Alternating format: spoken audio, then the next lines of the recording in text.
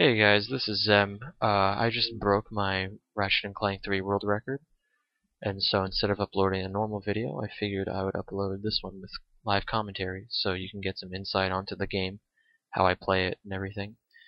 Um, so, to briefly describe Ratchet and Clank, it is a shooter and a platformer. And one of the biggest factors of this game is that everything upgrades. My health upgrades throughout the game. My weapons upgrade. They start at level 1, and a lot of them end at level 5. And yeah, I mean, like that was a it's pretty innovative, I guess, for its time. It's one of the first games to combine all these elements in a 3D environment. I mean, it's very much like Jak and Daxter and Sly Cooper a little bit, not as much. But anyway.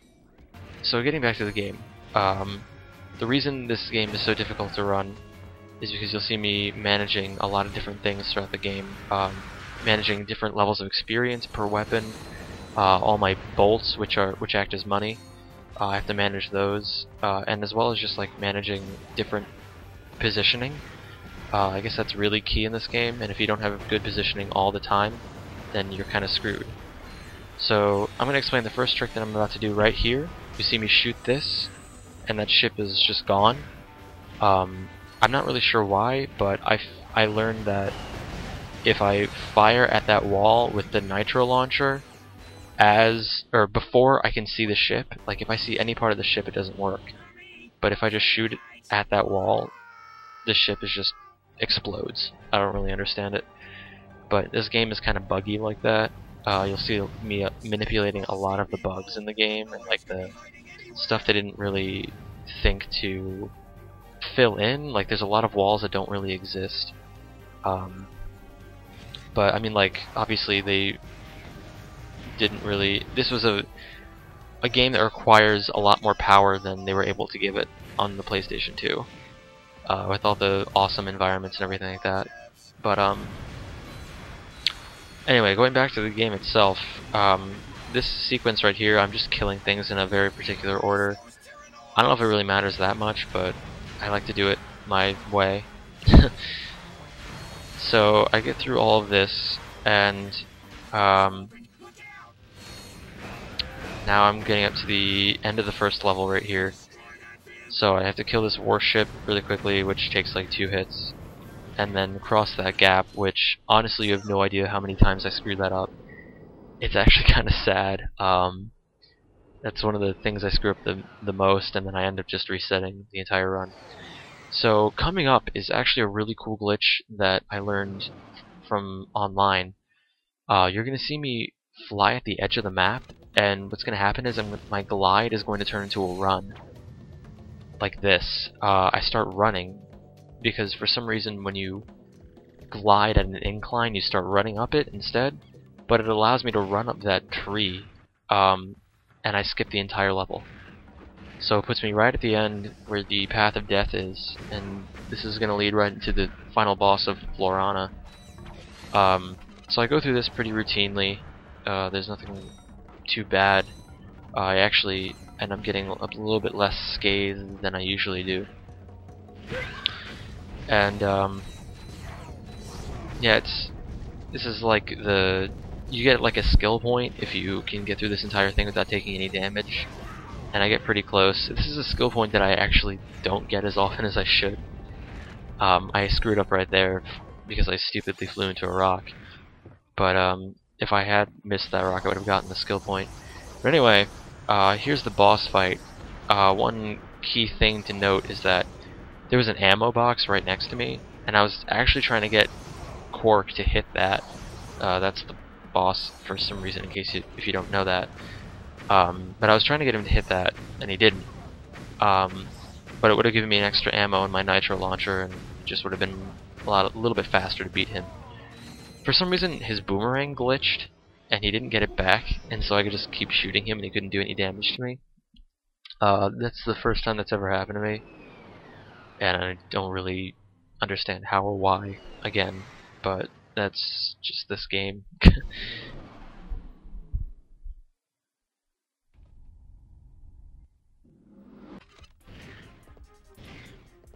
So my Shock Blaster upgrades because all enemies in this game give experience.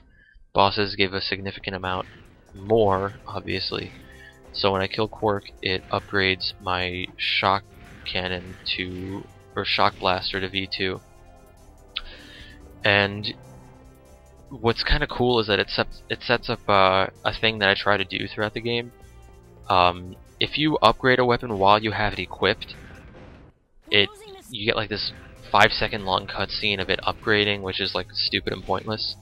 So I try to skip it by switching weapons as I upgrade the weapon, so then it just says your gun has upgraded to V whatever.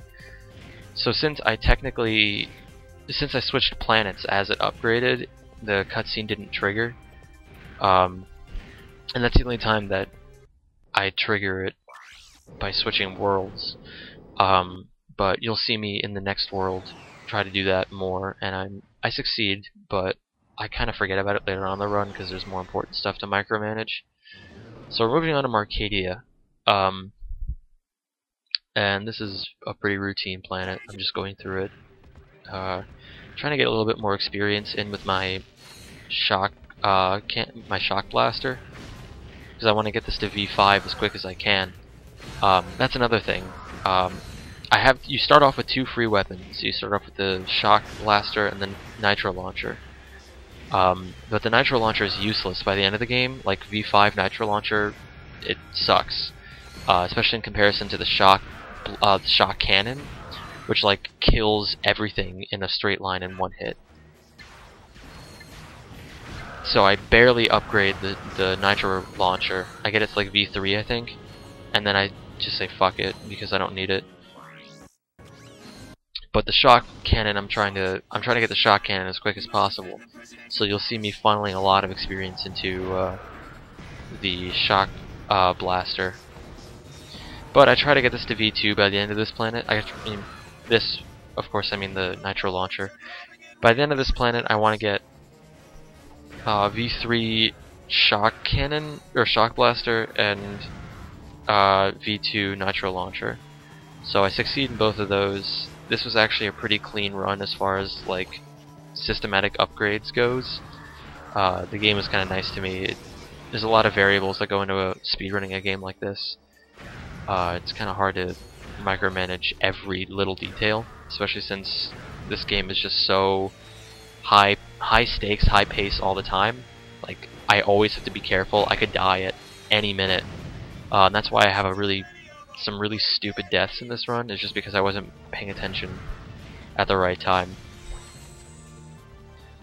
So I'm going through, I have these stupid missions to do. I just hate how long it takes right at the beginning of the game, but it's good experience for my weapons. And I don't know, they're easy. There's really only one tricky part, and I'm gonna explain that as I get there. So I'm just systematically going through.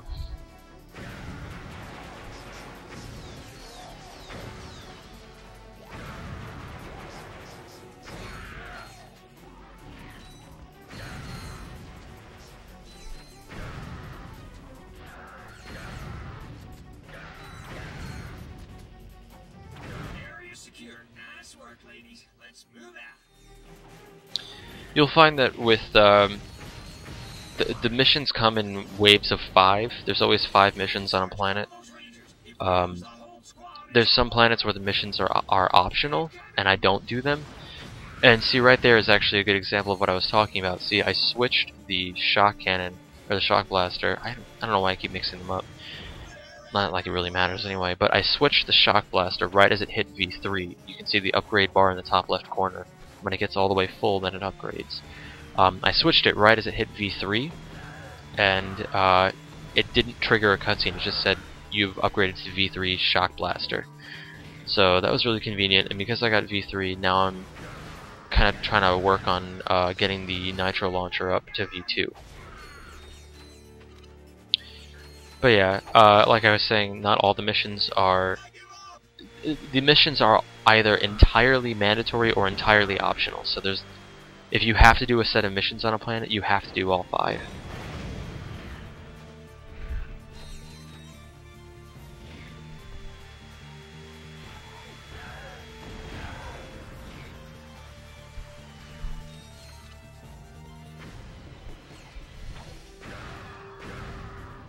You'll notice the majority of my focus is spent on those little hovering guys that like poop out green guys. And the reason I focus on them so much is because if I let them spawn the green guys, they just become an inconvenience, and then I have to go out of my way to make sure that I kill everything. So I just try to focus on the hovering guys right from the get-go to make my life a little bit easier. This mission is kind of counterintuitive. Like when you get in this turret, you kind of want to just spam bullets as fast as you possibly can, but I recently learned that like if you spam bullets too fast, it doesn't register on the hitbox of the ship. So the fastest that the ship's register hits is as fast as the turret goes when you hold down the fire button. So that's just what I'm doing. I'm going at regular fire speed because it's faster than doing the mission any other way.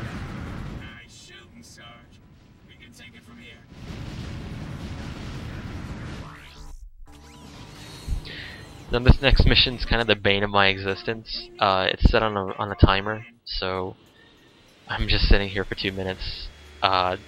There's nothing I can do to make this mission go faster. So you see me just farming as best as I can on minions. On minions. Now I sound like a LoL player. Just on, enemies that spawn around the map. And you'll see right here, the nitro launcher is very close to upgrading. So I'm about to do the trick that I was talking about, where I switch weapons to avoid the cutscene. And you'll understand, if you don't understand what I mean already, you'll understand very soon, because I screw up the cutscene skip enough times. Right there, I skipped it. But I screw up the cutscene skip enough times that you'll be able to see plenty of cutscenes.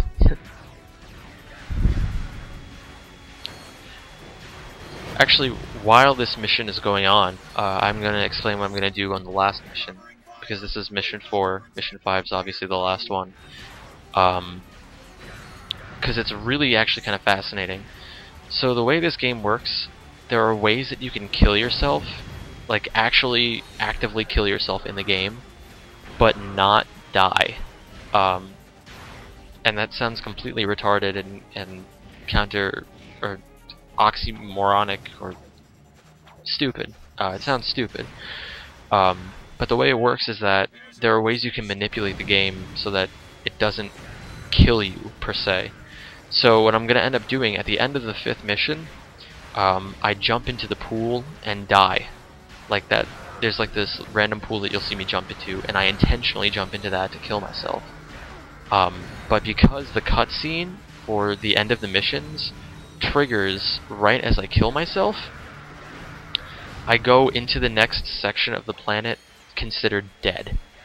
And it allows me to walk through walls. I'm not sure why that is the way it is, but I'm not going to question it. So you'll see me at the end of, once I turn the 5th bolt, you'll see me just run right for this water, and I time it very meticulously, because if I screw it up, then I have to redo the entire mission. Because then if I kill myself too early, then I have to do the mission over again, because the game registered me as dead, like actually dead, and then it reset the mission because it thought I died. And if I do it too late, then I don't die at all. And I kind of have like maybe a 1 to 1.5 second timing window on this. So it's not like the most precise trick ever, but if you screw it up, it's really obnoxious and you lose like a whole 1.5 minutes. And on the run that I had right before this, I screwed it up, so I just redid the mission. I said fuck it, I'm not gonna... I just decided to continue the run. But you'll see me get it first try here, and it's actually coming up right now. So you see me stop, and then run right into the pool. And the cutscene happens. So then I go to the laser facility, and you'll just see me start walking through walls. It's pretty wacky stuff. And there's a way I think you can skip getting this. This is the refractor, which causes lasers to bounce off of you and not hurt you. But I pick it up because I kind of need it for later on. Plus it's really convenient when you're fighting some enemies because their bullets just get refracted off of you and they don't hurt you. So you'll see me just walking through this entire level now, just cutting through all the walls, and it ends up saving me a crap load of time. In particular, because I screwed up getting this walk through walls glitch on my last run, it saves me 1.5 minutes off of my previous record. So I get through the level lickety-split, and I find my way back to my ship to exit the level.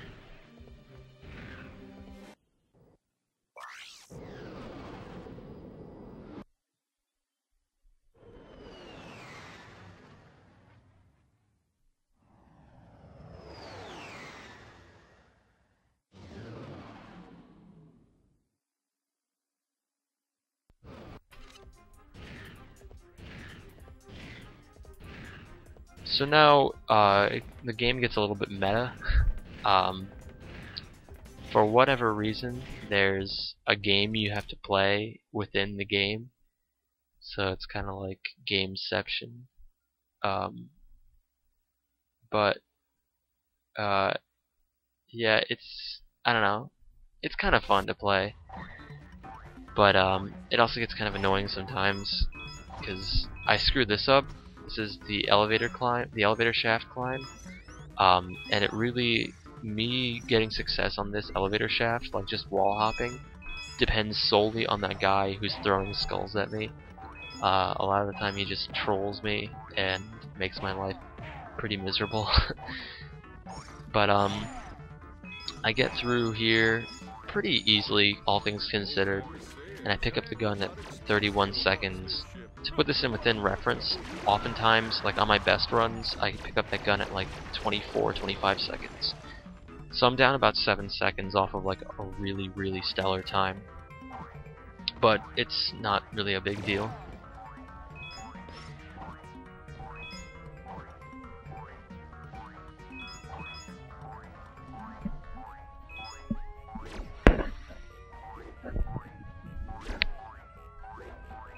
Sorry if my mic keeps rustling around, I'm still trying to adjust it a bit.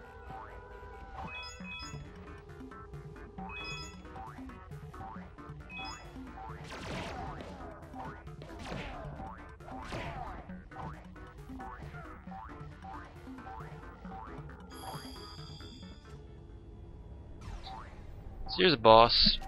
It's just a giant slug thing. Normally I can one-cycle him. Lately I've had a lot of bad luck, and I haven't been able to one-cycle him as well. But I kill him pretty quickly, and it's not too much time lost. Actually, I gain time, or rather I cut time off of my world record run before because I had a reset because I just screwed up so badly on the elevator shaft.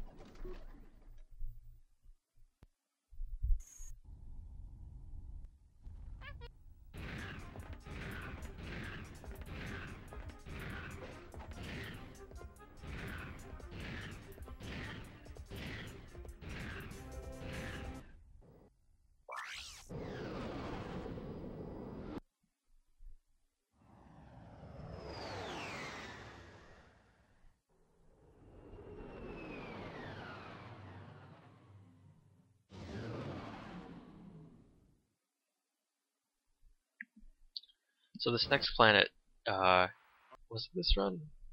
No, hold on, let me just see. Okay, yeah, never mind, it wasn't this run. There was one run where I screwed that up so badly. I kept dying trying to get from platform to platform. I don't really know how, because it's not that hard. But you'll see me go through here, it's pretty standard. With all the Annihilation Nation stuff, it's just one round of going through a platformer, and then one round of going through like waves of enemies. Ugh. Excuse me.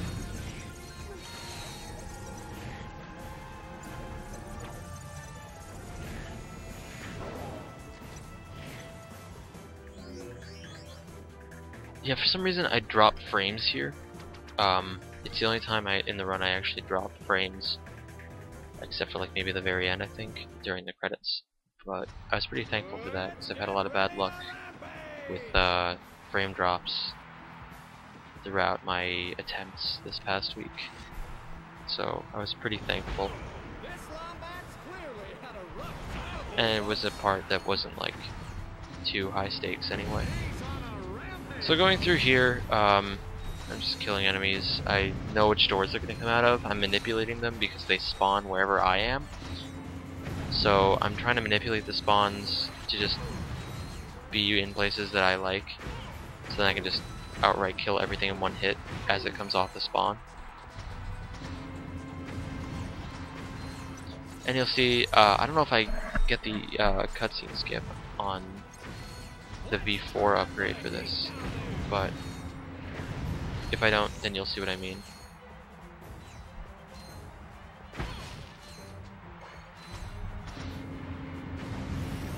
Yeah, see, there's the cutscene. It's only a few seconds long, but it's just really annoying. I have a lot of upgrades throughout the game. There's, let's see, at least a dozen. So like, if I keep getting them, it gets really obnoxious.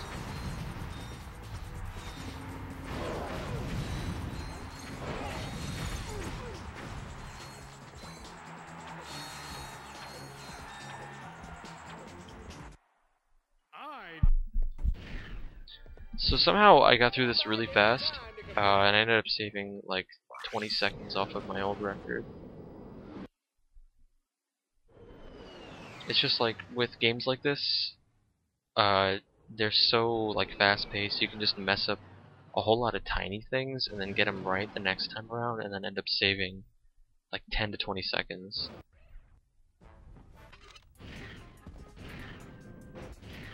Another really, I guess, kind of annoying thing about this game is that after every like, there's a lot of worlds in a row where after you finish them you have to go back to the Starship Phoenix, but it's whatever.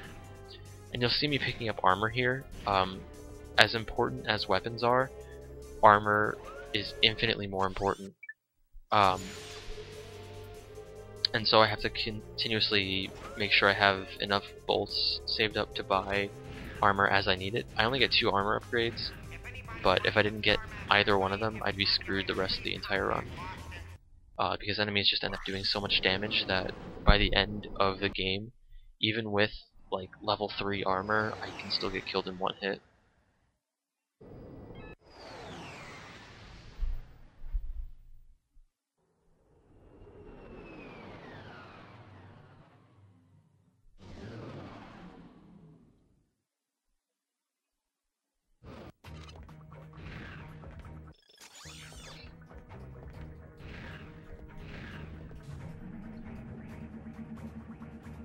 So in this planet, I'm gonna end up getting the V5 shock cannon.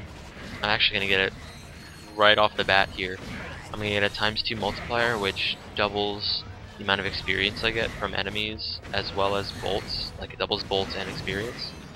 And you see me just get V5 like right now.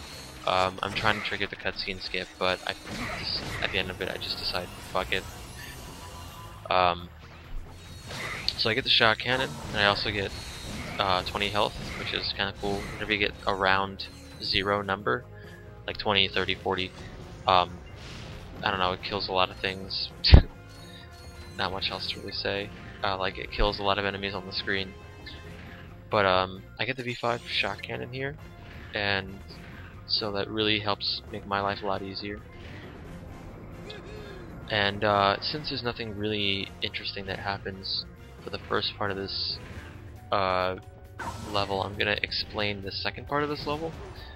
So after I get through here, which is like this secret lab base, so there's like, obviously there's this like line of defense that's trying to keep me out, and then once I infiltrate the base, I have to sneak through to figure out some information or something. I don't even know the storyline of this game very well. Yeah, that's just a bad joke I make to people sometimes. I tell them I've speedrun this game so many times that I don't even know what the storyline is anymore. But yeah, in all seriousness, I'm disguising myself as a Tyranoid to access Nefarious' database and figure out, you know, the next step of his plans. But enough tangents. You know, as I was saying, when I get to the second phase and I'm like infiltrating stuff, I do something really interesting where I start off the Ratchet section, which is like you won this device called the Tyra guys, which lets you turn into a Tyranoid, which are like the small little creatures that keep running around. And when I get to the Ratchet section, if I turn off the Tyra guys and stay as Ratchet, I can like clip out of bounds. I can like actually actively just jump through a wall. I'm not even like clipping through anything. I just jump through a wall and end up on the other side of the map, and I clear out the entire section in a matter of seconds when normally it would take like 5 minutes. Well, maybe not 5 minutes, but like enough time that it's inconvenient for me to do it normally.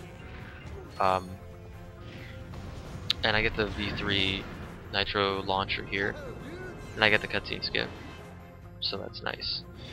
So yeah, you'll see me just like hop through a wall, and I'll explain it as I go, like what you have to do. It's a lot easier than it looks, but I just think it's really cool. And here I buy my first weapon, my first actually bought weapon, and it's the most important weapon I buy in this entire. Excuse me. It's the most important weapon I buy in this entire run, and it's the mini turret glove. The reason it's so important is because I can use the mini turrets to clip through walls. Like I actually clip through walls that I'm not supposed to be able to walk through using the mini and then eventually the mega turrets that come out of the glove. So this is the second part I was talking about. It starts off with Clank, and he's just like running through doing his thing. And they devise this plan where like Ratchet has to like raise the bridge to like clank through to the other side. So that's why I keep switching between Ratchet and Clank. Scrunch the monkey just casually taking turret fire. No big deal. So coming up, I do this Tyranoid sequence as Ratchet, which is just like a rhythm-based section in a platformer shooter for whatever reason.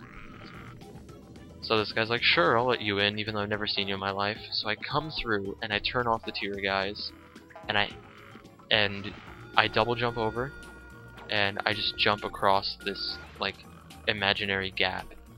Not imaginary, it exists, you just can't see it. And I'm just walking out of bounds. And you have to make sure that you turn the tier guys back on as quickly as possible, or else you get like lasered to death because obviously you're intruding. And so you have to stay in disguise. And it's kind of cool. There is a gap there that you have to jump across, but if you just jump straight, you'll make it and you'll be out of bounds. You just have to make sure you don't clip back into bounds, because there's nothing you can do after that. Like there's no way of getting back out of bounds to finish the level.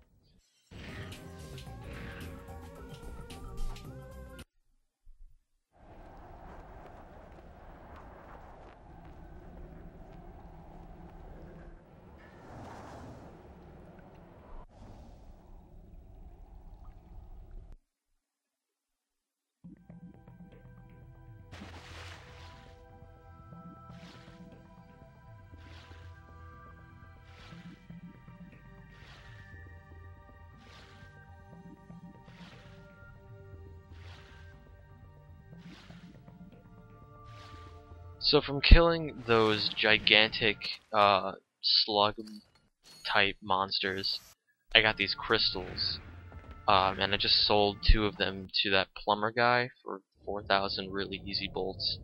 Doesn't seem like it's very significant, especially in a game where you end with like getting basically that much per enemy. But early on, if I don't get that, then I miss an armor upgrade when I really critically need it, and I can't complete the game. So I think I lost some time on this split. I think I lost maybe about 15 seconds for some reason, just because of like poor execution. And that's the kind of stuff that just happens. You know, I wasn't too upset about it. I'm still like a minute up on my old split, or on my old record. So I'm just going through, making sure that I stay focused. Because it's the biggest thing in a run like this, is you have to just let the little things go. Because if you get too perfectionist-y, if you act like too much of a perfectionist, then you're just like never even gonna complete a run, because I've had so many stupid screw-ups throughout the course of this run, but it ended up being 5 minutes faster than my old run. So it is what it is.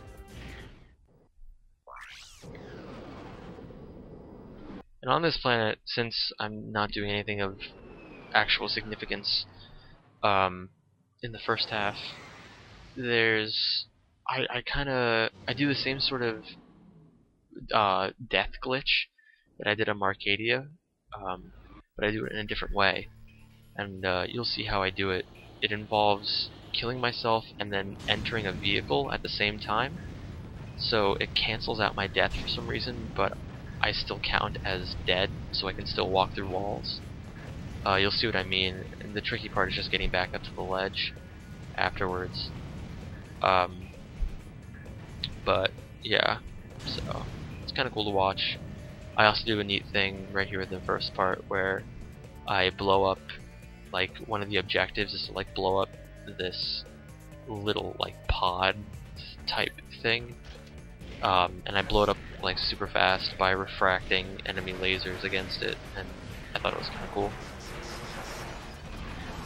And also now at this point in the game, I'm not worried about farming either the shock cannon or the nitro launcher for experience, because they're already where I need them to be. So I'm just working on getting experience into the mini glove. And so you'll see here I'm using enemy lasers to blow up objectives, and I get it super fast. And coming up here is the death glitch I was talking about. It's kind of hard to maneuver sometimes, because the game likes to think you're out of bounds faster than you really are sometimes, so I have some actual deaths on this. Like, you'll see me die, I think, right here, because I just died stupidly.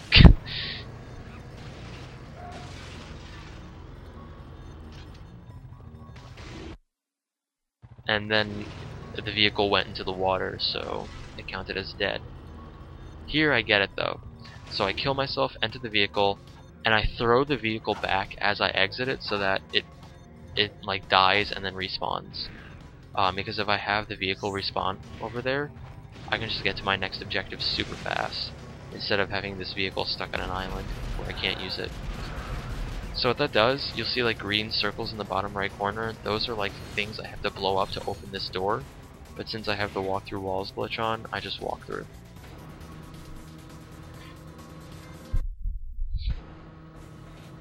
And then I enter this boss fight, which isn't too bad. I have the V5 shock cannon, so I can do some serious damage with that.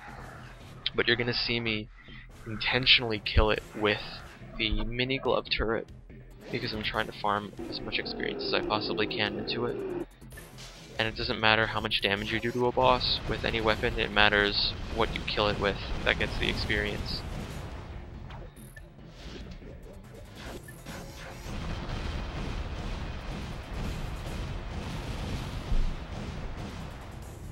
So to explain, just in case you're not aware of what goes on with the shock cannon, you can fire it in two ways. You can either just normally shoot it with the circle button, or if you have it upgraded to V2 or beyond, if you hold the circle button, it charges a more powerful laser, and you can fire that. I mean, obviously it takes a little bit longer, but it does a lot more damage.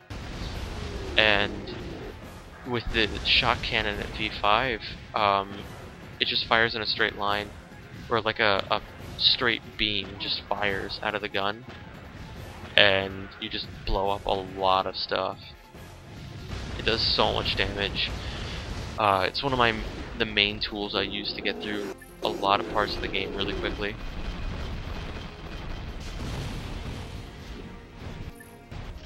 Like right there, I just basically took out the majority of the boss's health, remaining health with the shock cannon, and then I finish it off with the mini turret glove. And here, I think I ended up taking a little bit longer on the first part just because it took me so long to get the death glitch. But I make up for it because I accidentally sent myself on a mission after I beat the Mama Tyrannoid, and I skipped the mission in this run, so I kind of break even. I might have actually even saved like 15 seconds, maybe.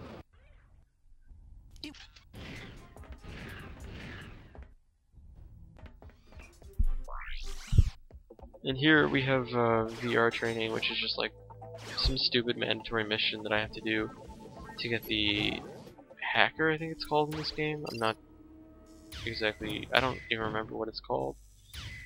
But it doubles as a hookshot and a hacker. If you've ever played the Ratchet games, then you know what those are. But I mean, just like in a Zelda game, the hookshot is it sounds like what it is. You know, you hook onto stuff, and then it pulls you where you need to go. And this is like the hacker section of the tool. So you like go into modules and like do this stupid little mini game, and then it's considered like hacked, and you can go through it. Oh, it's called the swing shot, I think it's called. Yeah. Never mind. It's called the tool itself is called the swing shot, and it can swing you to different places, and it can also do this.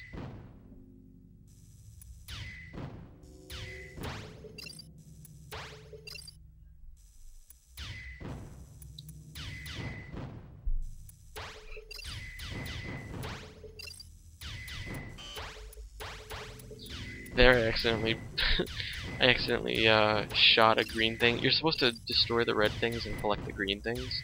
I accidentally destroyed a green thing, and so I got really pissed off and just started shooting like really sporadically.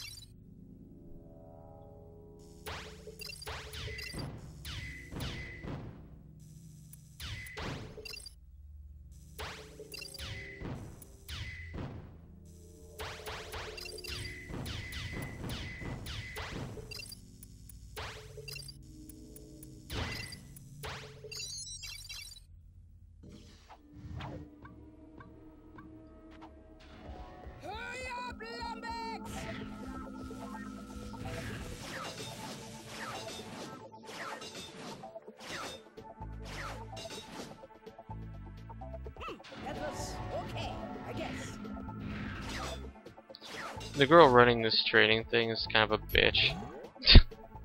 That's about all I have to say about it.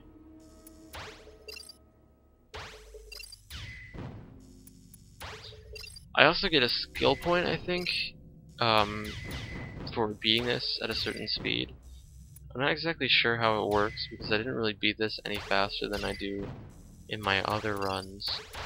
So it just kind of like randomly gave me this skill point that is really difficult to get if you're doing this just like the first time where you have to hack stuff. If you want to get the skill point really easily, just hack everything and then beat the level again where you don't have to hack everything because it's already been hacked. And then you can just beat it in like a minute.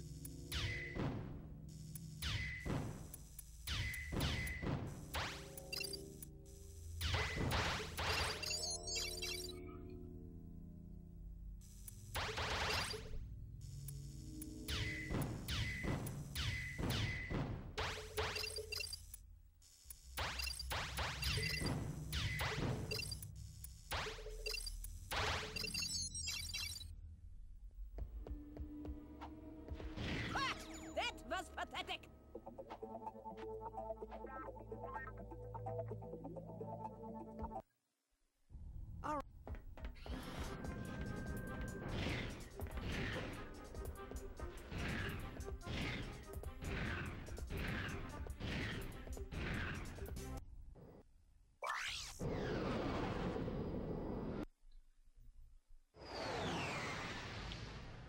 This next coming planet, Dax, is one of the more annoying planets because there's so many things that have to go right on this planet, and it's easy to screw them up and cause yourself a whole lot of grief. So there's 3 parts. The first part is really easy. I'm just going through around in a giant circle, and then once I get to the end of this giant circle, then I get the charge boots. Charge boots, you double tap L1 and it sends you flying. Not literally, of course, but you just move, you boost really quickly. It's just a speed boost, but it makes traversing this game much faster, because dashing is kind of stupid and takes a lot of time and isn't very efficient. So instead of dashing, now I'm charging.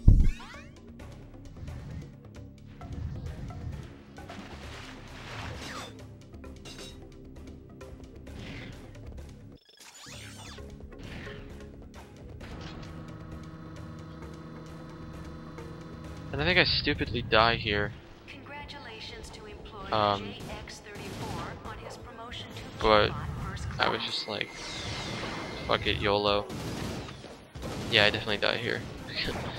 It was really stupid. I'm not sure how I died here. This is like a giant fluke. But like I said, in a high stakes game like this, a lot of stuff just happens that you don't mean to happen. And it's whatever. I mean, like, I lost maybe 20-30 seconds of setup and everything like that, but it wasn't a huge deal. I didn't expect this to go as well as it did in my last run, because it went really smoothly in my last run. But I recovered decently. Actually, I think I lose more than 30 seconds, but like I said, it's whatever. I wasn't too concerned about it. And so my strategy here is just I go for the back line first, because this is the next thing I'm about to do right here. I climb onto here, I jump, like I'm basically just moving between these lights, because it allows me to hover against that wall and just clip myself out of bounds somehow. Like, it's kind of cool. You have to learn how to build enough speed to get over that wall, but it allows me to just cut through this whole section of the game. Although the trickiest part is charging. Like, you saw me just charge to the other end of the level. It's easy to screw that up because you can accidentally hit yourself off of like a wall or something, and then you screw up your entire charge and you die. But basically I just tried to do it as best as I could, and I got it first try, thankfully. Sometimes I really do mess that up more than I should. I was just having a really bad Dax day today.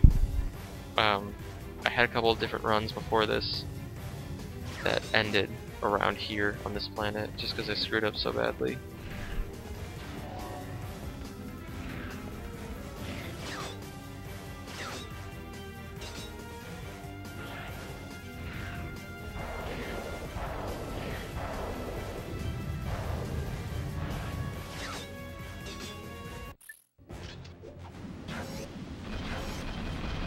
So my strategy for this boss is just basically the same sort of thing I did on the Mama Tyranoid.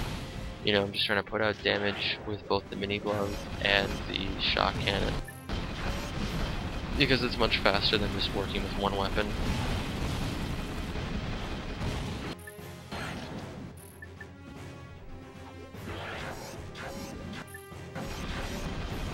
And again, I'm careful to keep it so that I kill the warship with the mini turrets, so that I can funnel the XP into them. That's my favorite cutscene in the entire game, but obviously I can't watch a cutscene if I want to get a world record. It's a little bit counterproductive. But that's the Courtney Gears cutscene. It's just really funny. It's a direct spoof off of Britney Spears, obviously, conceptually, I mean. So, a decent Dax, didn't lose too much time, not complaining.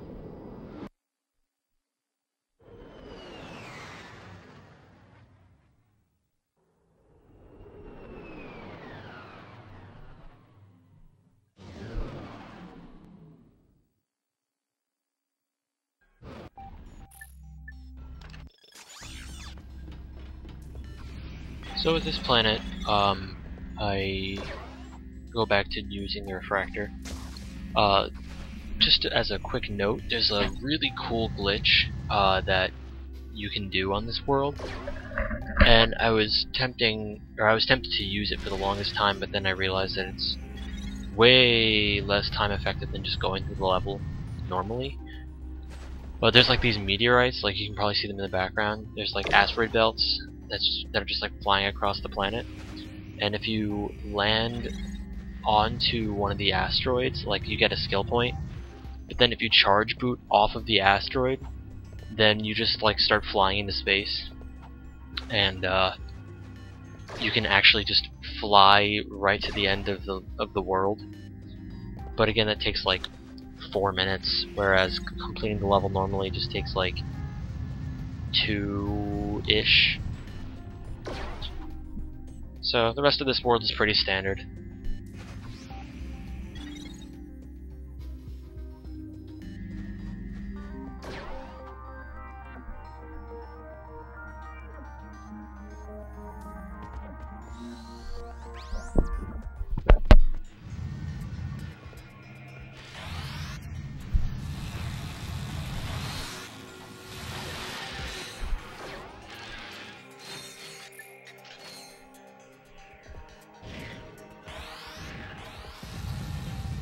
I have to be careful because I have had some really stupid deaths on this planet before. It has ended up full runs.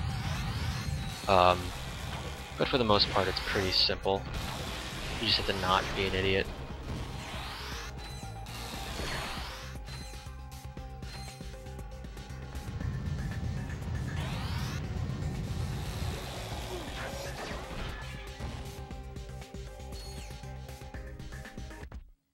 Cover me.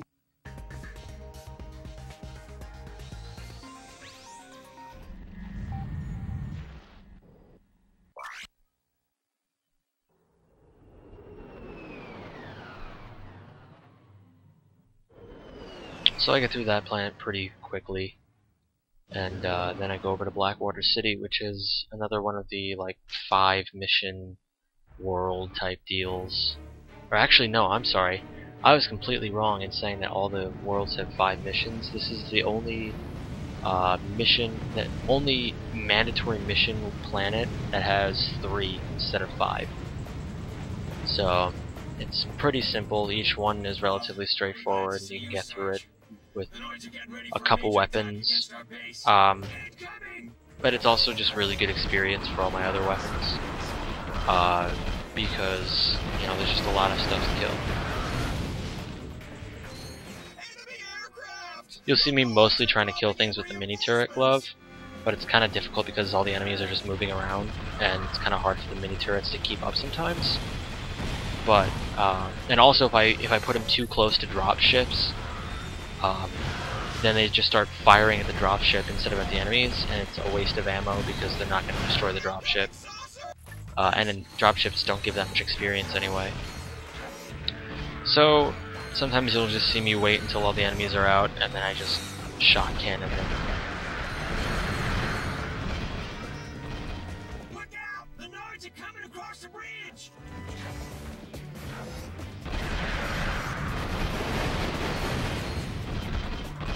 Fire at will!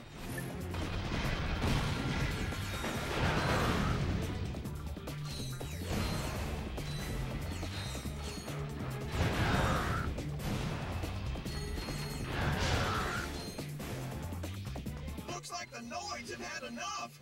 Congratulations, Sarge. You sure lived up to your reputation. And this is really the first world where you see me manipulating the shot cannon, because it basically just kills everything in a straight line. If I spin fast enough while I use it, then I can blow up basically anything in like a 360-degree, you know, circle. It's really convenient, and it gets me through a lot of tricky spots. The Noids are dropping troops behind us. We're surrounded. Run for your lives.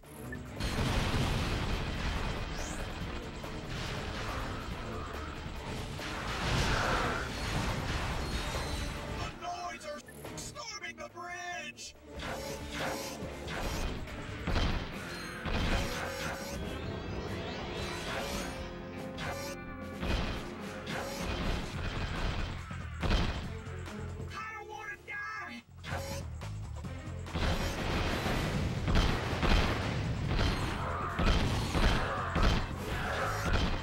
Now here I kind of have a fun little setup where I just keep throwing mini turrets at the bridge where the enemies spawn, and then they can't do anything because they die as soon as they come off the bridge, or come onto the bridge, I mean. So that's the easiest of the 3 missions by far, because it's just so straightforward. And this one's kind of tricky because I usually try to want to level up some of my weapons, but it's just so much easier to go through it with the shock cannon. And I think that might have actually been the first time that you see me do this turret trick that I do, where I use the one turret to blow up the other one. It makes my life a whole lot easier to do that because those are very durable. They're tough to kill.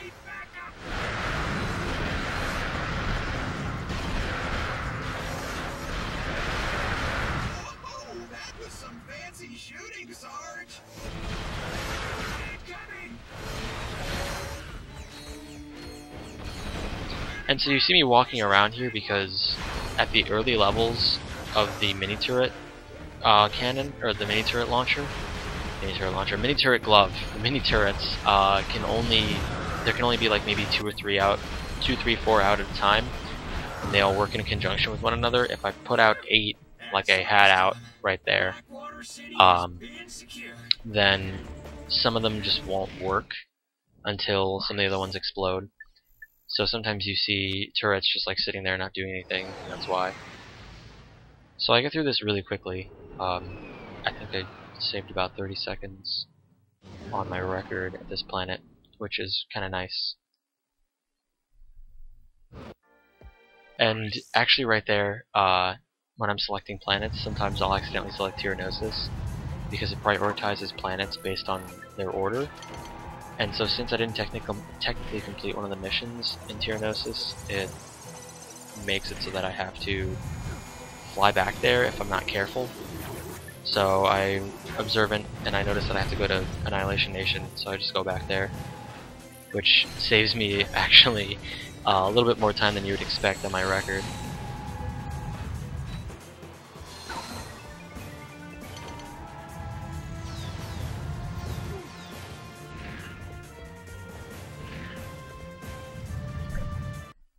So this Annihilation Nation is pretty standard.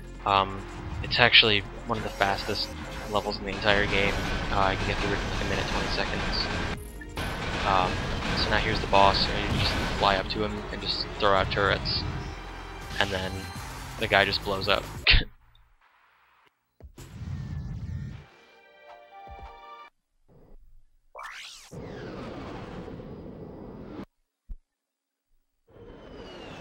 So with that, now we are flying to Hollowar Studios, and there's 2 parts to this world. The first part is the only Clank mission in the game that I have to do to completion, and the second half is where you finally get to see what the mini turret glove is all about.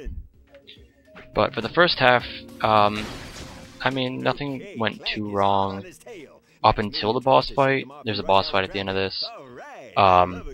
You know, it's pretty standard. You're just jumping around as Clank with the banana launcher. That's it. So you're jumping through here, and then you find these shitty robot monkeys, so then you beat the shit out of them, and then you are like, sweet. And then you shoot a banana, and you're like, alright, go eat the banana, dude. And then the monkey comes back on the platform, and you're like, sweet, there's a monkey here, and yeah. That's about it. So these little guys that you see coming up right now are like, they're kind of a motif in the Ratchet and Clank world. I think they were in the first game. I know for sure that they were in the second game. Basically, they're just like mini robots that follow Clank around, and you know, you just kind of get them, and they do random stuff. Like they attack obstacles that are in your way that can hurt you, and like basically the only thing I have to do here is make sure that they enter this door to my left, which lowers the force field, and then I can just go through. And coming up is the boss fight. The things to note about the boss fight is that this can be one-cycled. Like, I've one-cycled him a lot in the past. This was just a really stupid fluke on my part, where I wasn't able to lock him down. Like, the way this boss fight works, you're gonna see I'm shooting at him, and I'm making sure that, like, he can't get too far away from me. Like, okay, so right here, I'm basically, if you shoot him enough times while he's in air, he freezes, and you can just continue to shoot him because your missiles lock onto him. And so you just keep on shooting and trying to, like, attack him. There, I lost him for like a split second and he got away. But normally you can just lock him down and just one-cycle him. Like, now I have to fight these stupid ninjas because I didn't kill him fast enough. So this wastes like at least a full minute. So you just see me get really frustrated. Well, you don't see me get frustrated, but I'm incredibly frustrated right now because this is the first time I failed that in quite a long time.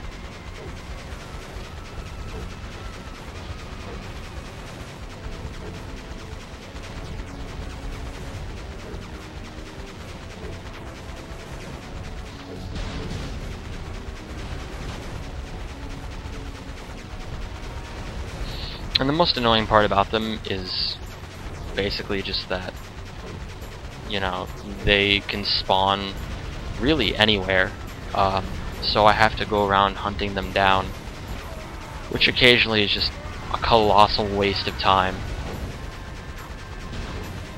Oh well, I found the dude somehow, but I couldn't lock him down again, so I got even more mad, and then I'm just chasing him around for a while, and he keeps evading you, like he just keeps flying away from you.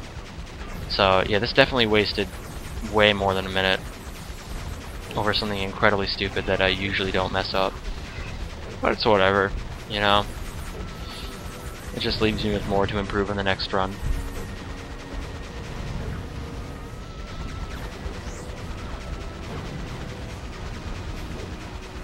Hit him with a kung fu clank. That's it, Clank. Kick some.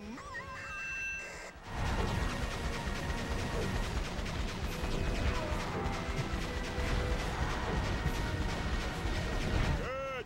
Check the gate, put it in the can, and it's a wrap. Take 5, people. Right there, hit a lag spike. That happens sometimes too in this boss fight. But that's the beauty of playing on a PS2, I guess.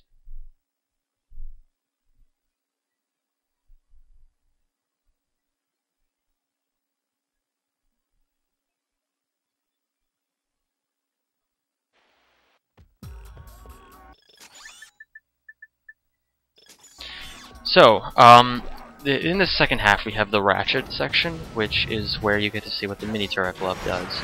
Essentially, and I just take a few seconds to level this up to V4 because I need the experience. But the awesome part about the mini turret glove is that you can clip through walls with it. Now I don't know if I already said this or not, but this is the first time I try to clip through a wall. It's also the hardest clip I have to do. So I really screwed this up, and you know, it's not really very pretty. I can usually get this just significantly faster, but this takes me maybe 4 or 5 tries.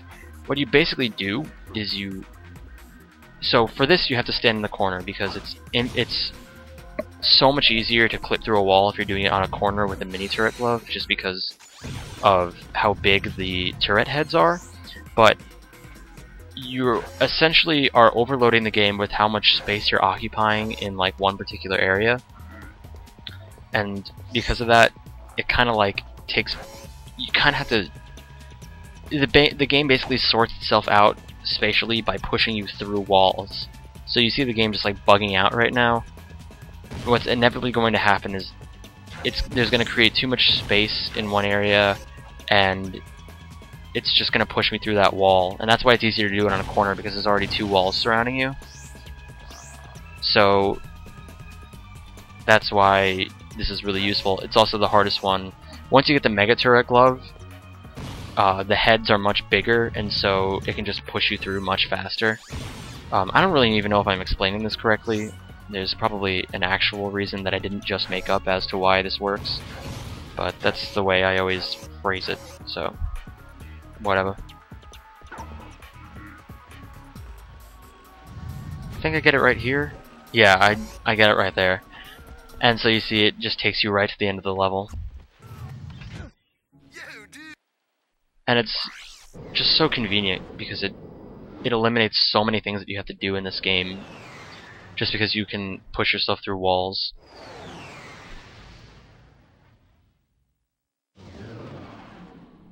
So I get through that, and I think I lost probably 2.5 to 3 minutes on that planet, which I was really bummed out about because I was doing really well. But like I said before, it just leaves you with more things to make up in the next run, right? And so now we're at Obani Draco, which is, you know, in the same world as Obani Gemini. It's just, I don't know, a different section of it or something. But basically, this is where I have to go to fight Courtney Gears because she kidnapped Skid, and that shit ain't cool. Did he turn him? Yeah, she turns him into a robot, and I'm like, alright, well, it's time to carry his ass out of the fire. So, I'm just running through here. It's the scary part about this world is that you take an exorbitant amount of damage from everything. I think just the obstacles themselves can kill you in 3 hits. So it's really a very tricky planet to get through if you're not constantly destroying things and making sure you time your jumps well. So here I really have to kill all those enemies, as much as it like sets me back a couple seconds, because if I don't, they're just gonna make my life a living hell. And that wall of like weird purple goo, if you touch it, you die immediately. And I've accidentally touched it on so many different runs, and it really just demoralizes you.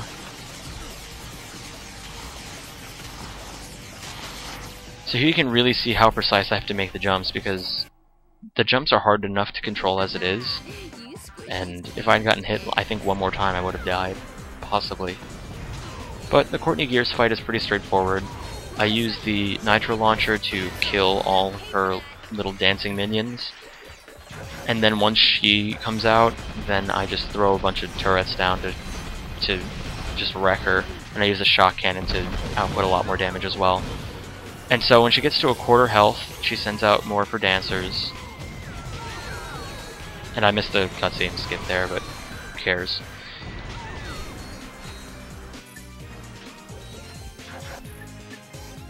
So she does this, she sends those guys out when she gets to a quarter health and half health. Actually, no, she doesn't do that when she gets sent to half health. Half health, she exits the cage. So you're about to see her exit the cage, and she comes out. So I have a really good strategy for Courtney Gears that only sometimes works.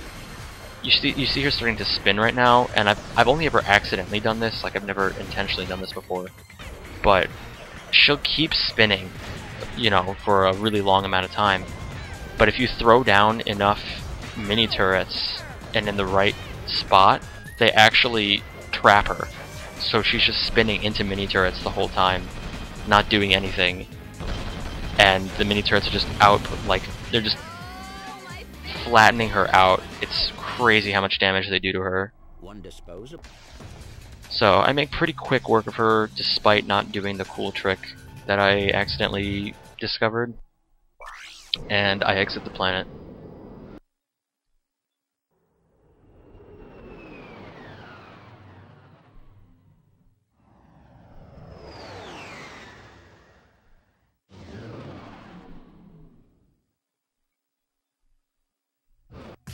Welcome to the Zeldin. So the Zeldin Starport is pretty easy. It's one of the faster planets in the game. You start by just going to that ship, and then you head into Nefarious's weird lair base thing. So you just charge through, and it's really easy, and you know, you're just like bing bang boom. You get through it, you blow up those guys. Nothing really too special or interesting here. I always have to make sure I don't get hit by that guy because the more health you have, the better, and you'll see why in a second. So there's a timer. I basically just have to go through because they're blowing up the base.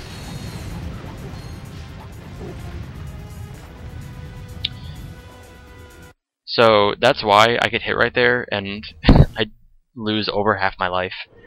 If I get hit twice, I'm dead. So, I had to be careful. It's getting to the point where the first level armor is just not cutting it anymore. So after this next set of vid comics, which I believe I do the next, 2, 3, and 4 right now, I'll have enough money to buy the level 2 armor. And that's the last armor I use in the game. Which is great up until the last couple levels, but I mean you'll see more of that in just a bit.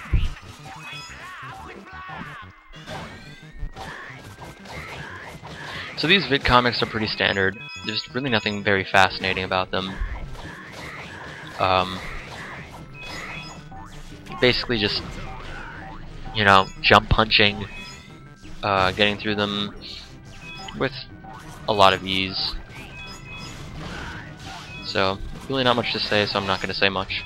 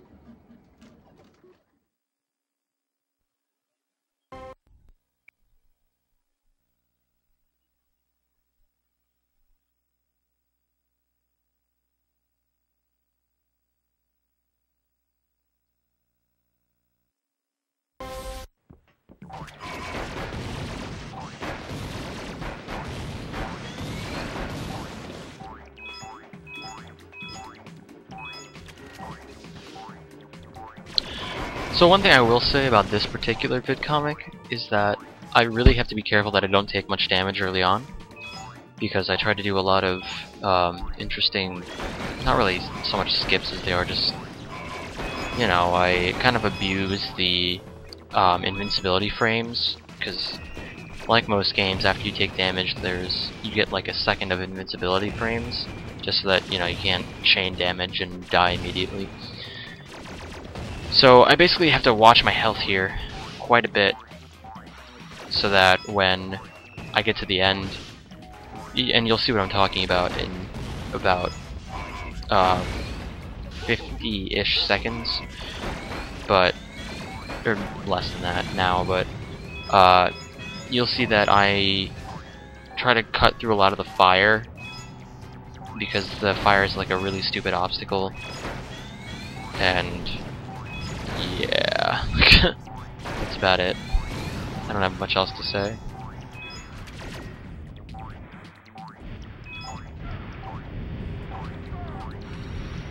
Oh, okay, I completely lied, it was like 20 seconds. This is the fire I was talking about. So, normally I would have enough health to just jump through all these and survive, which saves a few seconds. But since I had like 3 or 4 health going into that. I had to play it a little bit safer and make sure I didn't die in the last couple ones.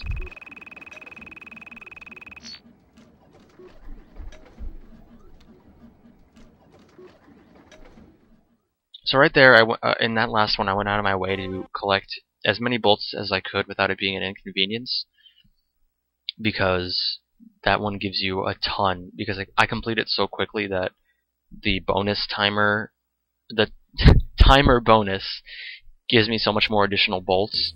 So I get about 70 out of the 100, and it gives me like 12,000 bolts, which is quite a bit. It puts me over the mark to get the armor.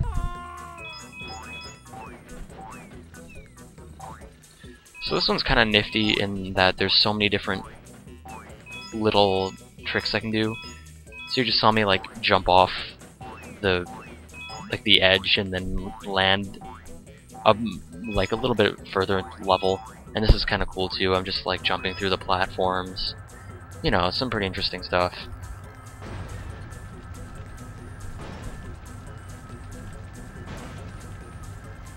This is another mission actually where I have to try to focus on taking as little damage as possible, because at the end of this there's the Nefarious boss fight where basically you can just kind of cheese your way through the fight by going up to him and abusing invincibility frames again after he gets to like 2/3 health. And I believe I take just a little bit too much damage to be able to do that in this run. But you can see that in one of my other runs if you really care all that much.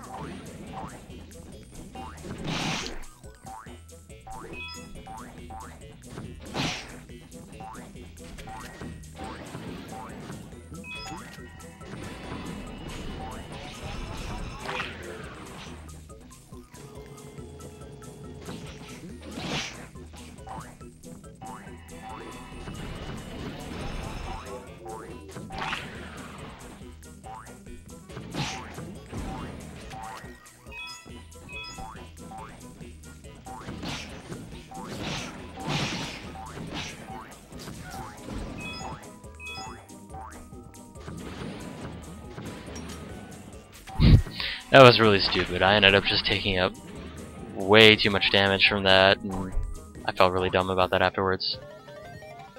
It is I, Dr. Nefarious.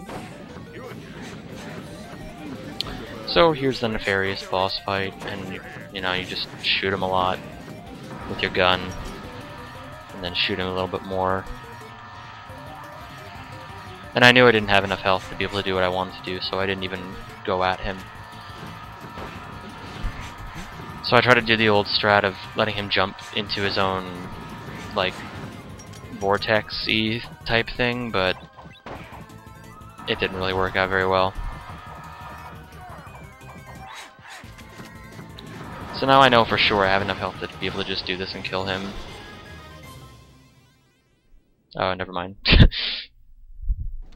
But yeah, sub 3 minutes is, you know, decent. I mean, I'll take 259. 330 means that, like, I had a stupid death somewhere. And I'll usually just grumble my way through it.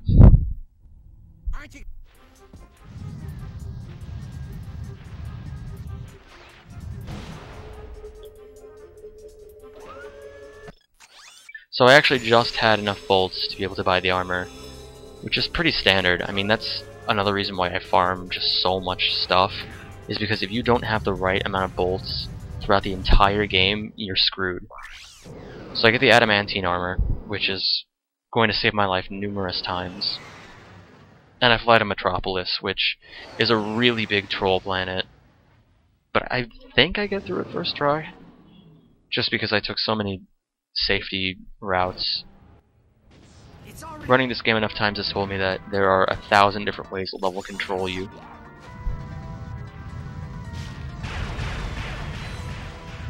So the first half's really standard. You know, I'm just charging through. I bonk and I get really nervous because I feel like I'm gonna die. But Oh, actually, yeah. Here I let myself die, just because I knew it would just be easier to do the level over with full health. So yeah, you see, they just got upgraded into like really crazy metal things, and because of that, they become much more powerful. And a lot of them can now kill me in 2 hits. Even the little guys can kill me in probably 3. So this game gets marginally more difficult. And you see, another reason I killed myself is because if I had gone even like a little bit further through the level and then accidentally died, I would have set off the ×2 multiplier and lost it all. And I absolutely need the ×2 multiplier right here, because it allows me to just upgrade my gun. Right there, I just killed those 2 guys and it upgraded my sniper rifle. So then I use the cheeseball strat of using the laser to kill the guys here, just so that they can't inconvenience me anymore. I'm not sure why, but that's actually the most powerful laser in the entire game, I think. At the very least, it's one of the most powerful. For some reason, it does 15 damage to me with my level 2 armor.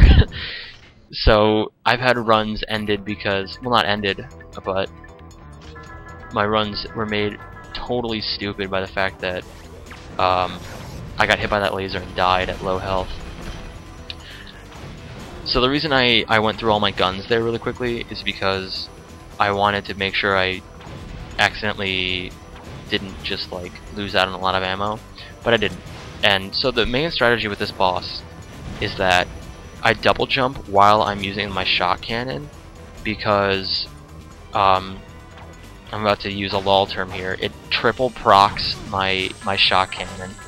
So what that means is that instead of just hitting him once, the shot cannon ends up hitting him 3 times, and it does a colossal amount of damage.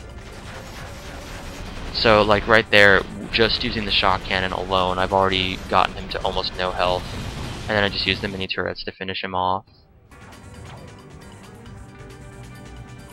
And that boss fight honestly could not have gone smoother.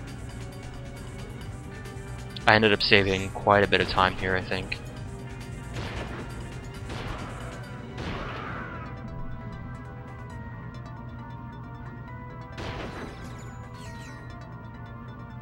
And so right now I'm looking for the blimp.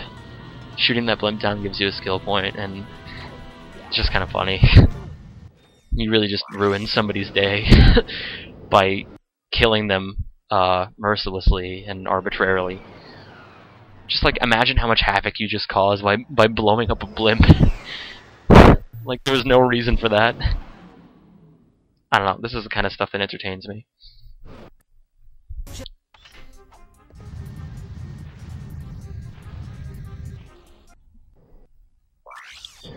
So coming up is my personal favorite level in the entire game, because I've learned so many different ways. Not so many different ways. I've learned one really awesome way to get through this in less than a minute. And it just feels incredibly awesome to do this level this fast. So I'm going to explain this as I go. I charge over to this thing, and then I charge over to the bridge. Now, because I charged in that one particular direction, you have to charge in that one spot. The bridge remains loaded, and I can just charge across it. I keep charging through. I make sure that I only use like double jumps instead of hovers and other like stuff like that, because it's just faster to do it and leaves me less time to get hit by enemies. And just like that, I've already completed the level. And because it's faster to load the game than it is to go back to the platform, normally I just load the game. There's another way if for some reason you feel like loading the game is cheating for whatever reason. I think I said for whatever reason twice. Doesn't matter. If you feel like that's cheating, there's a way that you can do it almost as fast by hovering, like backtracking through the level and hovering, but I mean, if you're gonna go for speed, why not just do it the fastest way, right? So that was that planet, and now I go to Aridia, which used to give me a lot of trouble, but I've practiced it enough that, you know, it's just really standard and mundane for me now.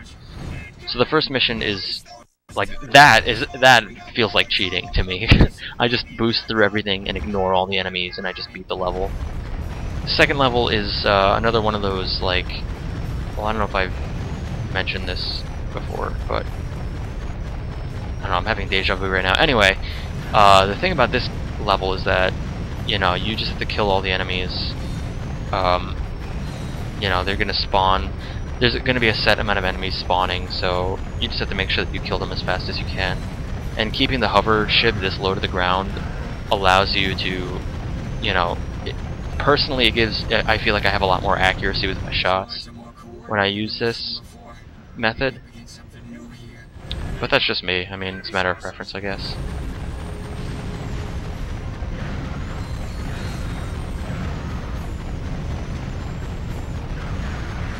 The saucers are usually what troll me in this level. Like, I'll usually just miss one and then end up having to like backtrack and kill it.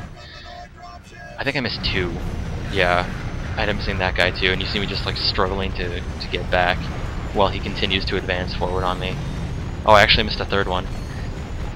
Yeah, so that didn't go so well, but it cost me like 5 seconds maybe.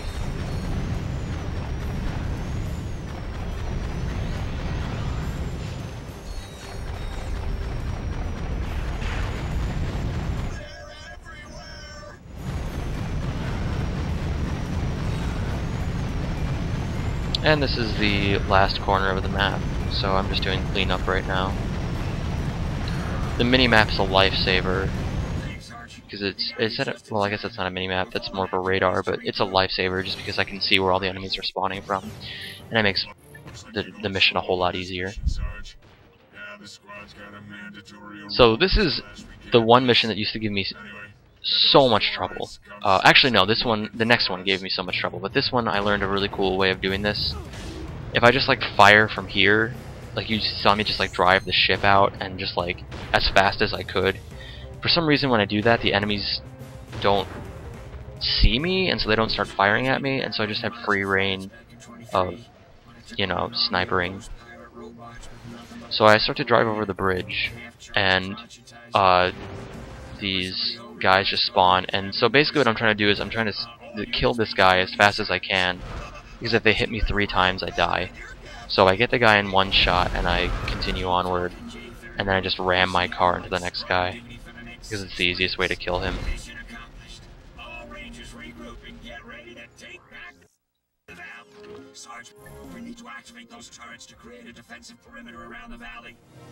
And there I got a skill point just because I was in the air for more than like a second and a half or something. So this mission is incredibly difficult because you can die in just like 2 hits. So you see me take out those turrets because they just troll me all the time. There I almost died because I almost charged off the cliff. But yeah, the idea is that you have to clear each of the quadrants and then spin the bolt around and activate, you know, whatever it is I'm activating. So this third one is usually the one that trolls me the hardest, because I have to kill all 3 of these enemies before they can blow up my ship. So you see me kill the 2 things, and then there's 1 turret left. And I actually got through that really easily. That's one of the easiest times I've ever had with that. Usually they just end up blowing up my ship, and then I have to go through the rest of the mission on foot, which is a pain. But here you'll see me just driving around trying to kill as many things as I can, just because it makes the mission easy to do it this way. It's a whole lot easier than trying to kill everything, because if I don't kill all this stuff, they're gonna shoot me while I'm trying to turn the bolt. So you see me refracting the laser to blow up the turrets because it's just so easy to do that. And there I level up my sniper again.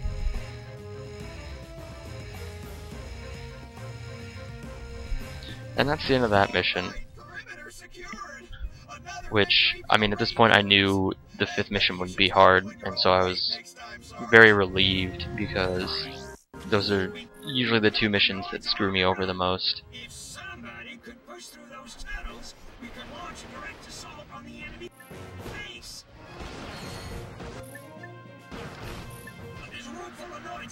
Sarge.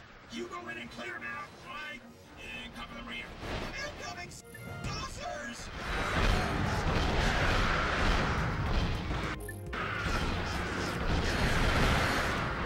So all the weapons I use, realistically, like all the weapons I use in all of these missions are incredibly systematic. I know exactly what I'm using and why I'm using it. I mean, that doesn't really sound very smart.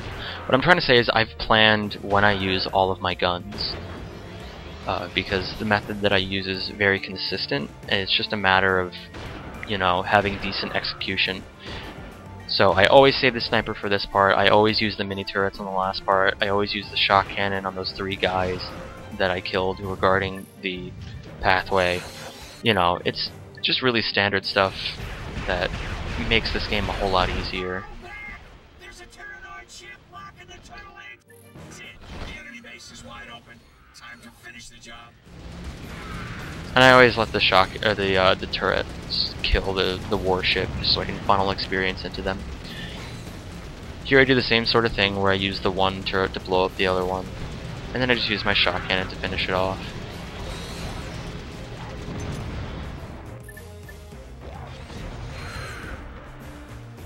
Inform command that Outpost X12 has been secured.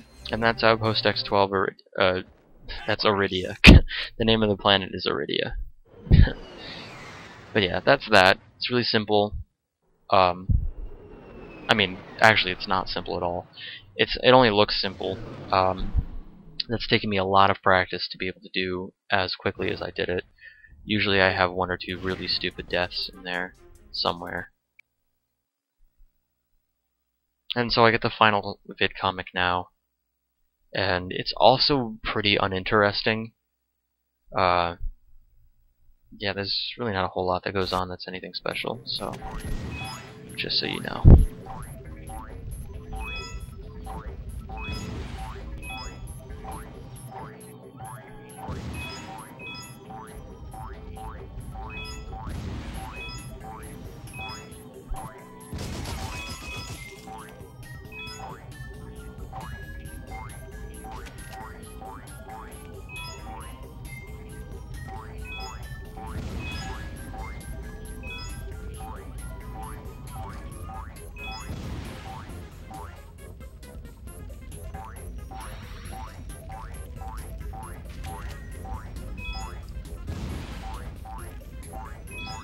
And I've kind of utilized a lot of wall jumps to optimize my path and, you know, make getting through the level a whole lot easier.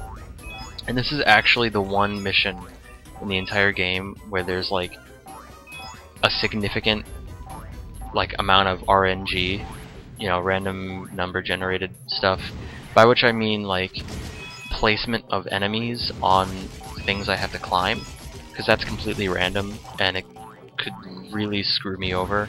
Actually, I'm not sure if it's random, but I've done it enough times that it seems random.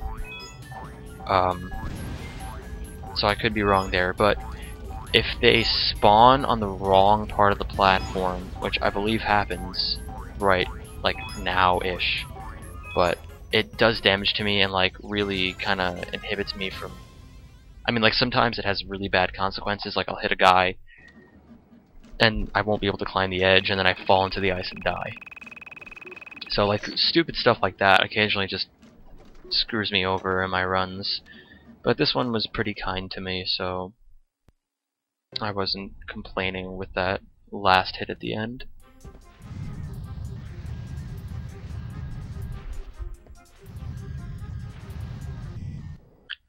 So we're getting to the final 3 worlds, and it's getting to the point where every enemy can now kill me in 1 to 2 hits. Actually, I believe, no, in Korg's hideout I'm pretty safe. It usually takes 3 hits to kill me, but in Koros it takes 2. 1 from a couple of enemies, and in the command center they all kill me basically in 1 hit. So the name of the game here right now is leveling up my turrets, because they have to be V5 by the end of this level. So, and they're a bit underfarmed because for whatever reason maybe I missed a ×2 multiplier or something along the way. But I have to make sure that they're V5, so I'm just going through them, trying to kill a few enemies here to level them up. And thankfully the little guys give a whole lot of experience, so it gives me my mega turrets, and then I just like boost through here. And now this is where stuff gets really cool. So I'm climbing up here, like I climb this ladder. I have to make sure that I don't get hit. And I was like terrified right there because I accidentally wall jumped off the ladder.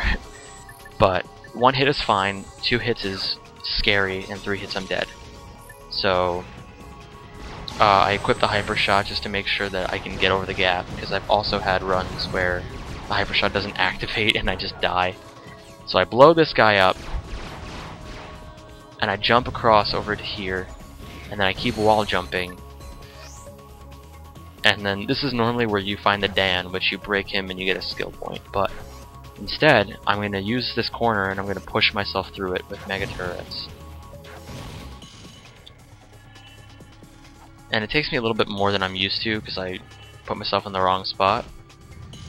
And so I have to wait it out a few seconds because I accidentally messed it up.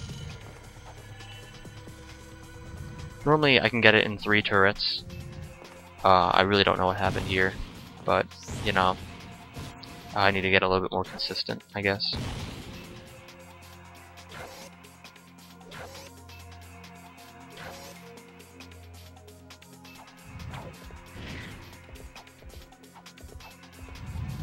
Alright, so I'm through, and I climb on top of this little structure, and I just boost across to the end of the level, which ends up saving a massive amount of time, because you have to do a Clank mission otherwise, and it's like the longest Clank mission ever.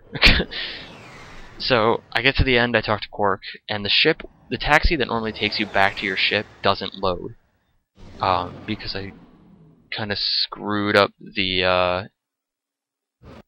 I screwed up the game. It doesn't expect you to be able to be a Quark there, so the taxi doesn't load, so I have to load the game to get myself back to my ship.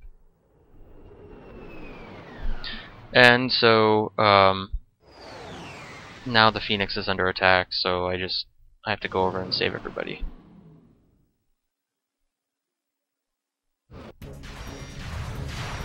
Internal security breach detected on deck 6.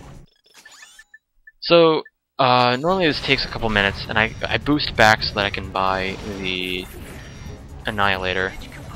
I actually think I die here. Yeah, I die, which costs me about 15 to 20 seconds, I think. Yeah. I end up dying here. For some stupid reason.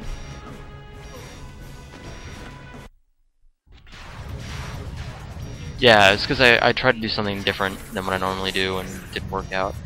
So then I just used my old strats. And what I'm basically doing, I'm bouncing onto this little platform right here, and when you like hover at this tube, you keep floating up instead of down, and it allows you to just cut to the end of the level. So, I mean, it's as simple as that. Like, it really is about as easy as it looks. So, that was kind of, I mean, like, that was a really stupid death that cost me a bit of time, but it was nothing, you know, tragic.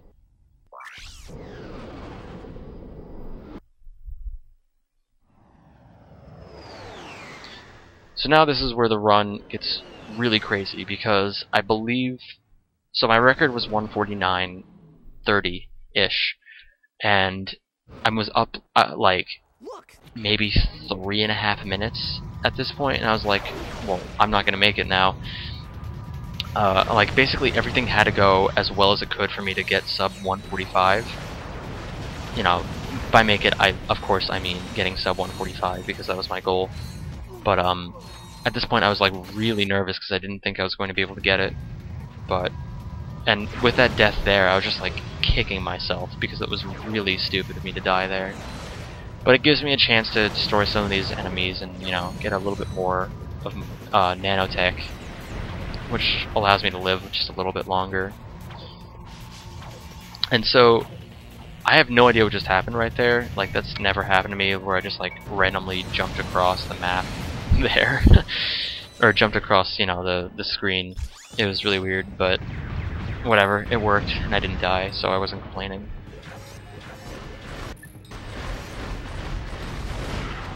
So here, I have to clear out all these enemies before I can do the thing I want.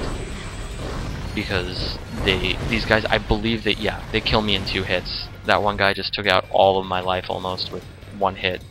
So I have to clear these guys out, which takes a few seconds. It's, you know, nothing to cry about. And thankfully it allows me to level up my Annihilator, which I need that to be V2 anyway. So it was convenient.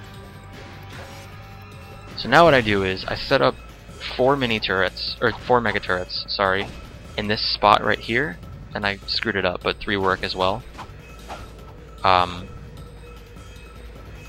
But what I do is I jump on top of them and I use the ratchet or the wrench to solidify like my spot there and like allow me to jump, and I just jump up onto the platform and then get to the end of the level like that quickly. And so now I go to the final level in the entire game, which obviously is the hardest, but I've done so much practice on this level, so it wasn't too bad. I had to use a few safety strats, but first off, my first priority here in this mission is to get the V5 sniper rifle. So I go completely out of my way and like take take about 30 extra seconds to make sure this levels up.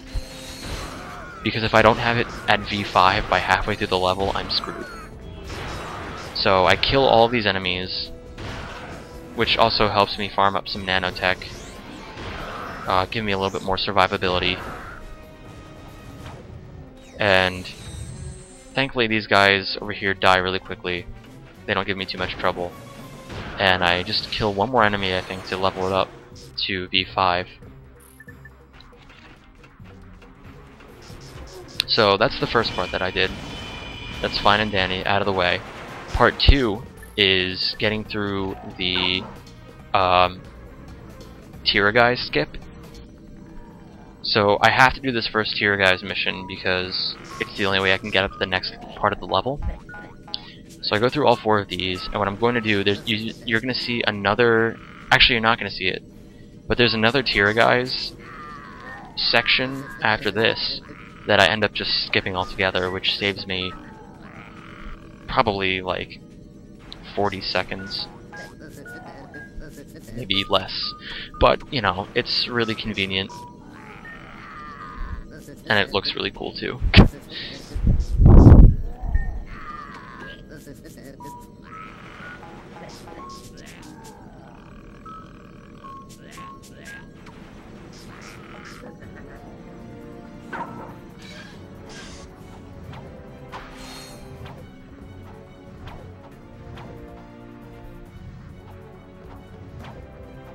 So I actually do it really fast, which that was one of the fastest I've ever done it.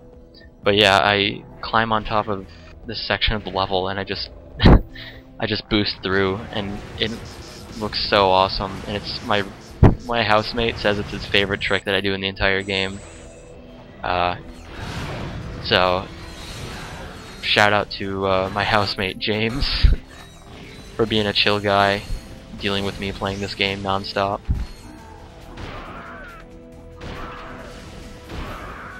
So then I make sure I take out these guys because they could cause me problems if I don't kill them. So this part is kind of hard. I try to clip myself through the wall with the mega turrets, and thankfully I get it first try. But I've screwed this up so many different times. You have to be really careful and take your time when you're walking through that door, or else you like come up, like you end up just like walking outside of the you know, turrets, and you have to start over. So here I was like really freaking out because I knew it was possible for me to get sub 145, and like I got so excited that I forgot to turn the bolt here. There is now this is a safety strat, you know, going through and making sure that I open the door the right way. I can do the exact same thing, you know, clipping myself through the wall. I can do that for this upcoming door, but it's incredibly risky because if I don't immediately start firing the enemies and make sure they can't fire at me, they can kill me in one hit, and I have to start the entire level over. So eventually I'll implement that YOLO strat in there, but I didn't want to take any unnecessary risks right now. So I get through it. Yeah, I have to kill all these guys and it opens up the door. And so here I was feeling pretty confident that I could get sub 145 because I knew I really like biffed the last Nefarious fight. So I figured as long as I can get Nefarious first try, then I can get this.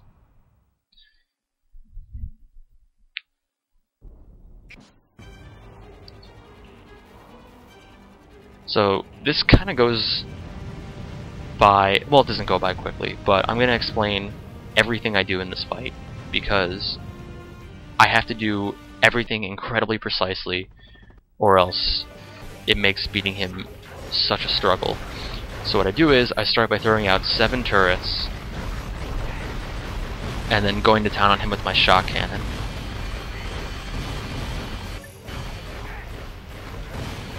And then as soon as the mega turrets run out, I throw out the rest of the other 5 of them, and I empty out the rest of my shock cannon ammo. So then after that I switch right to the Annihilator, and this is why it has to be V2, because a full, like all 20 V2 Annihilator shells will get him to 1/4 health. So I need like all of that extra power that you get from the V2 upgrade. So I'm flying through here and I'm making sure that I don't hit anything. If I blow up any enemies, it screws up everything I'm trying to do here. Plus it's obviously not as fast as just zooming through. So you see all the enemies in the back are still firing at me, and for whatever reason, there's friendly fire in this game. So when they hit Nefarious, they do damage to him. And for whatever reason, I'm still not entirely sure why. You see he's still getting hit by those guys, and every time I hit him now, it procs all the damage that he takes. By which I mean it does all the damage that those guys are doing to him. It like does the exact same amount of damage every time I hit him with a sniper rifle. So I'm actually able to kill him with like 7 sniper shots, and that's normally impossible. Like it would take like 50 to kill him normally. So I get him first try, and that's like really awesome because I used to have the hardest time in the world with him, and it's only recently that I've gotten really consistent at that.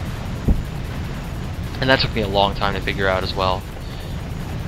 So this is it basically. You know, the Bio-Obliterator is the easiest fight in the world.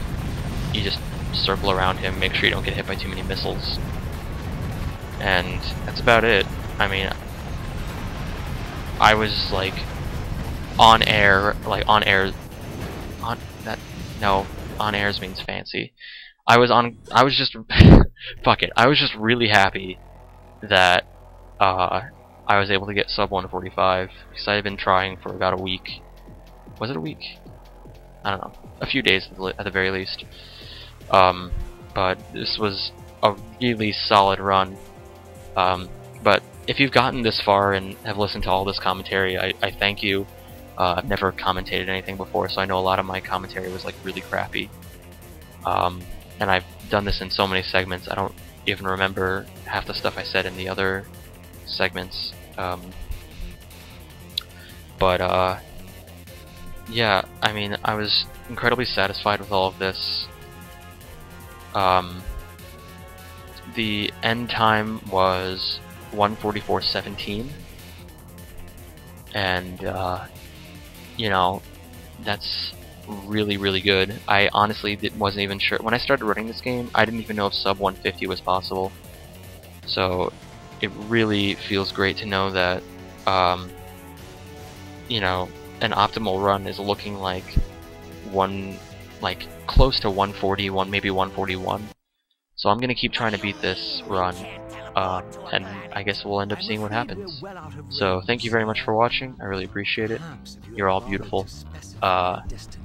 And until next time. Oh, I'm sure something will come along in, say, 5 or 10,000 years. I don't believe this! Now what? I don't suppose you can play drums.